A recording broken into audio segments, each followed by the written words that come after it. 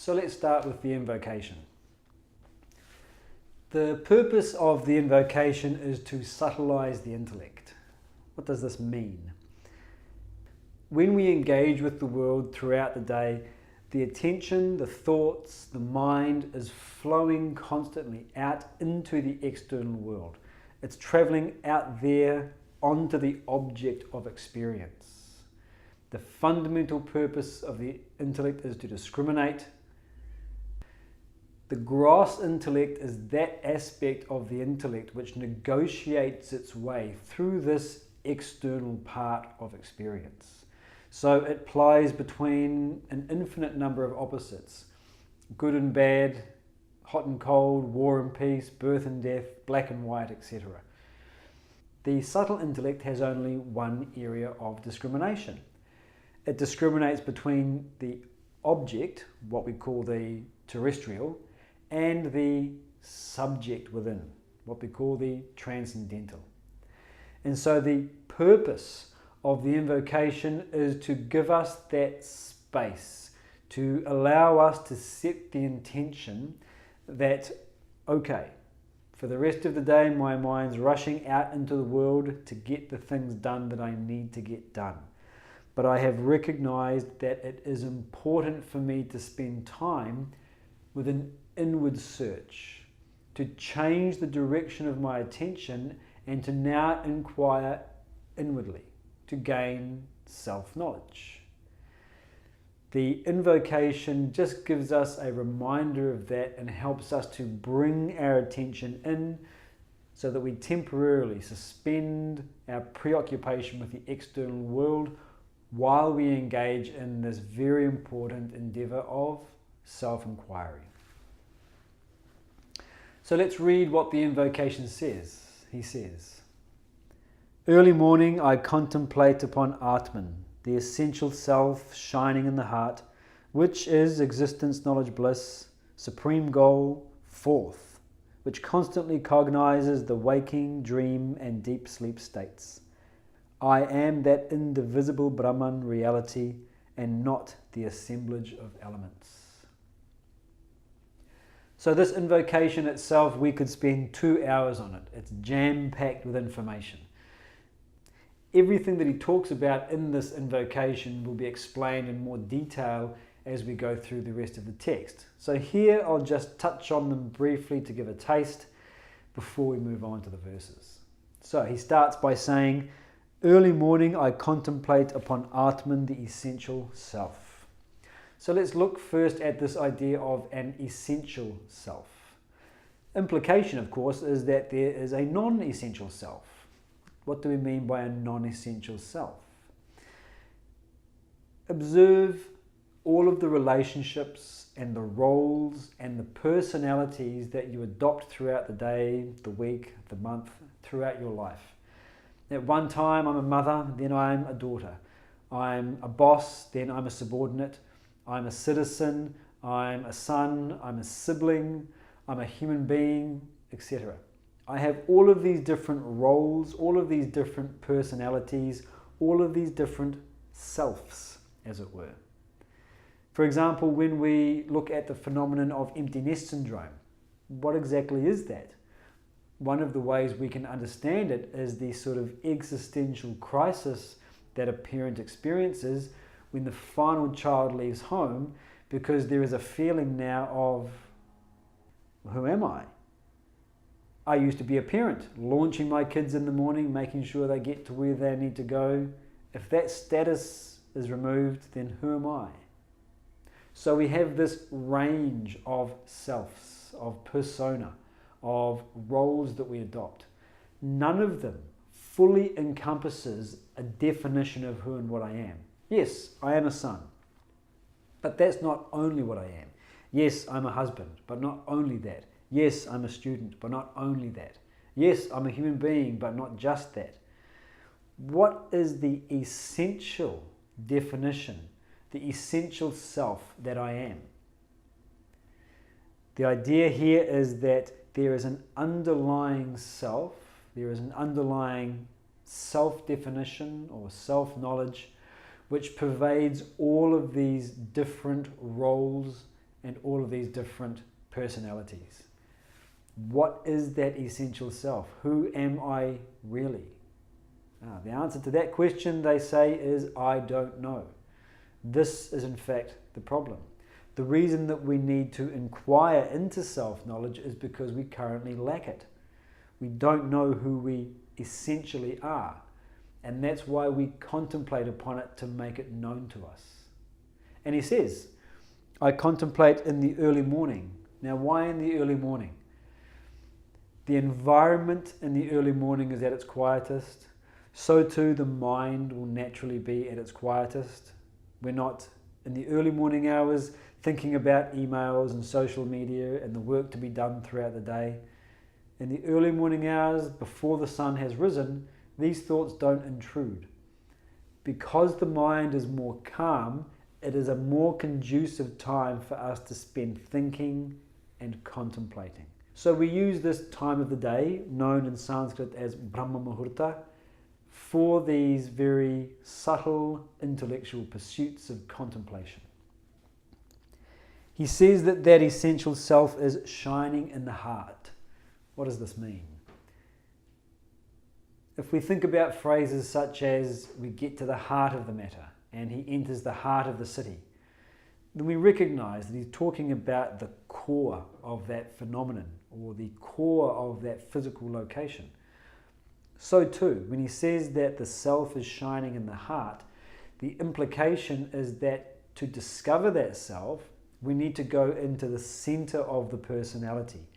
We need to go inward towards the capital S, self. Again, this touches on what we were saying earlier. The tendency is for the mind to go outward, turn the attention within. There's an analogy that is sometimes used. The authority of a government extends across the entire nation. But if you want to contact that authority, you go to a specific place, you go to the capital. In the same way, this essential self underlies all of the different personalities and selves that I experience. But if I want to experience that essential self, I have to transcend the different personalities by going inwards to the subtlest aspect of my experience, of my personality. He describes it as existence, knowledge, bliss. So these indicate the three bodies that comprise the human personality. So philosophically speaking, we think of the three bodies as the physical body, the thing we see in the mirror. We have the subtle body, which comprises the mind and intellect, our feelings and our thoughts. And we have the causal body, which refers to the unmanifest or dormant tendencies within the personality. Gross physical body we understand, inner personality of thoughts and feelings we understand. Causal body we need to explain a little bit. Another word for causal body is the Sanskrit phrase vasanas. Take for example the state of dreamless sleep. When you are in deep sleep, where is your personality? Well, it doesn't exist. It is nowhere. And yet, when your alarm goes off, you wake up and your personality flourishes into expression. The very same personality that you went to sleep with. And so we see that an expression of the personality, then zero expression, and then a re-expression of the same personality. So we have this interim period of dormancy. That's indicated as vasanas. So right now, for example, your vasanas for philosophical inquiry and self-development are expressing. If I have vasanas for sports, say, they are currently not expressing. I'm not having any thinking about sport, I don't have any desires or feelings towards it, and I'm not acting towards it. It's dormant within my personality. So the vasanas refers to the unmanifest tendencies. The causal body refers to the sum total of these tendencies. So to say that that essential self is existence, knowledge, bliss indicates that it goes beyond and transcends these mere equipments. He also describes it as the supreme goal. When we talk about the supreme goal, one of the ways we can start to understand this is to simply ask ourselves the question, why do I do anything? Why have I ever done anything in life? Well, the answer, of course, is for my own sense of enhanced well-being. Everything I do is directed towards gaining a superior degree of satisfaction, as it should be. When we look at what we're striving for, we'll see that temporary satisfaction is not enough. Whatever we gain through our external activities, there'll be satisfaction for a while, and then we are propelled into yet another activity to gain more satisfaction.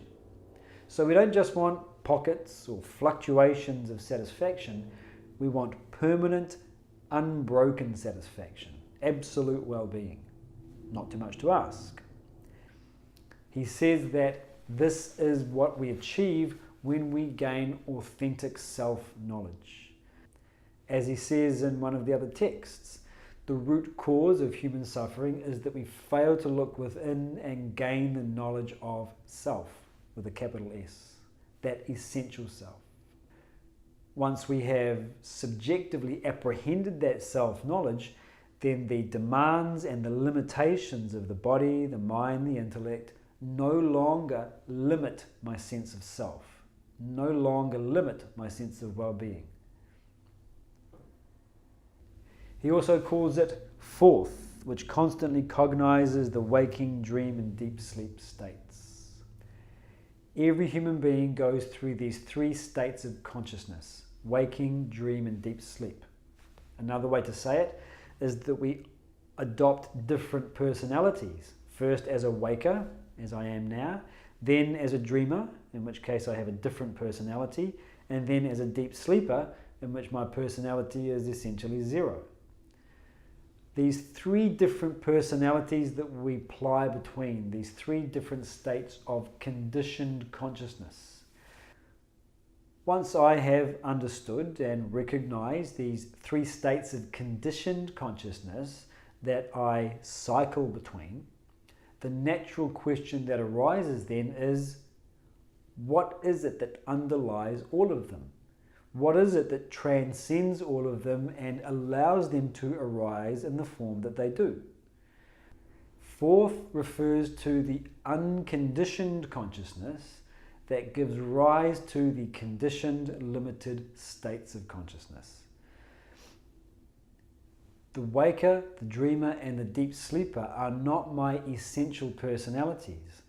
My essential personality, which gives rise to these three states of consciousness, is indicated as self with a capital S. If I am not the waker, dreamer, or deep sleeper, then who am I? What am I? We don't know. This is the problem. This is why we are advised to contemplate upon that self so that we come to know it. So this phrase, assemblage of elements, refers to the changing aspects of the human personality. The gross material aspect, the physical aspects, the emotions and the thoughts and the vasanas. All of these things can change. They have their own qualities, properties, form and function. He says the collection of elements, this collection of changing things, this is not who and what I am. This does not define me. What essentially defines me is that self. This shows us the process of negation and assertion. We negate the identity that is limited, constrained, temporary, and we assert a self-identity that is unconstrained, unlimited and unchanging. What is that self? We don't know. This is why we need to contemplate. And so, the purpose of the invocation is to remind ourselves of the importance of this project, of this endeavor, of gaining self-knowledge. It allows us to temporarily suspend our preoccupation with what's going on out there. Let me bring my attention in and engage in this practice.